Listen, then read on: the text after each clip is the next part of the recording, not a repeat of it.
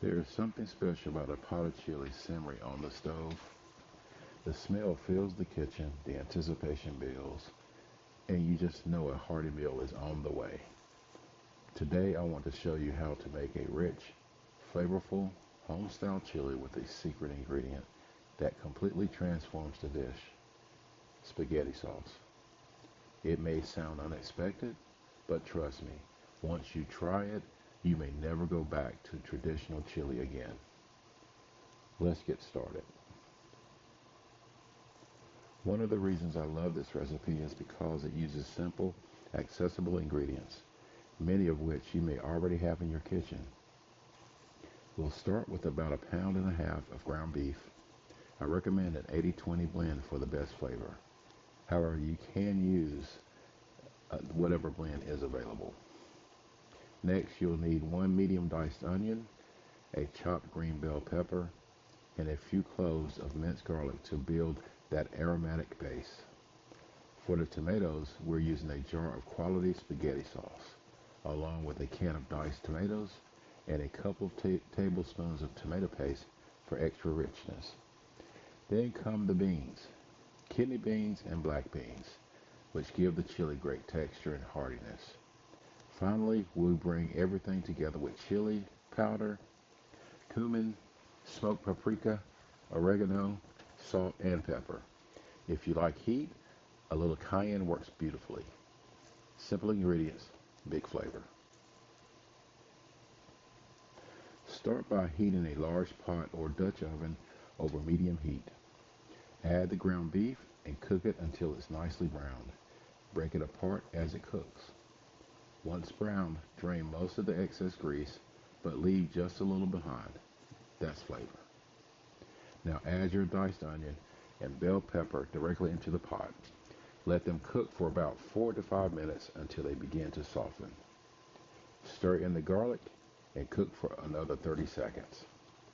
At this point, your kitchen should already smell incredible. Now it's time to layer in the seasoning. Add your chili powder, cumin, smoked paprika, oregano, salt, and pepper.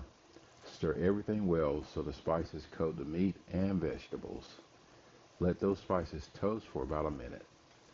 This is a small step that makes a big difference. It wakes up the oils and the spices and deepens the overall flavor of the chili. Now for the ingredient that sets this chili apart: the spaghetti sauce. Pour it in slowly and give everything a good stir. You will immediately notice the color deepen and the texture become richer. Spaghetti sauce already contains garlic, herbs, and balanced acidity, so instead of building flavor from scratch, you're starting several steps ahead. Think of it as a shortcut, but one that tastes completely homemade. Next, add the diced tomatoes and tomato paste, stirring until fully incorporated. Fold in the kidney beans and black beans. If the chili feels thicker than you prefer, add a splash of beef broth until it reaches your desired consistency. Bring everything to a gentle simmer, then reduce the heat to low. Let the chili cook uncovered for about 30 to 45 minutes, stirring occasionally. If you have the time, letting it simmer a little longer develops even more complexity. Great chili rewards patience. Here are a few tips I've learned after making this recipe many times. First, chili almost always tastes better the next day.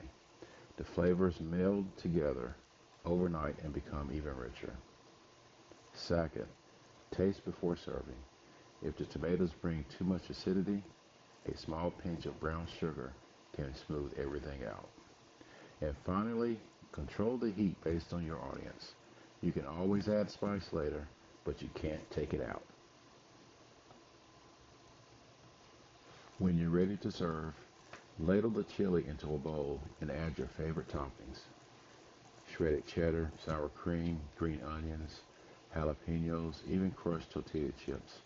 They all work beautifully. Serve it alongside cornbread or warm crusty bread, and you'll have a meal that feels both comforting and memorable. What makes this chili special isn't just the spaghetti sauce.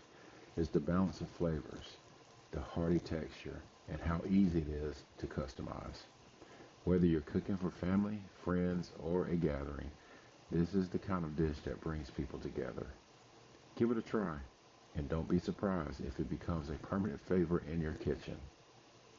Thanks for cooking with me.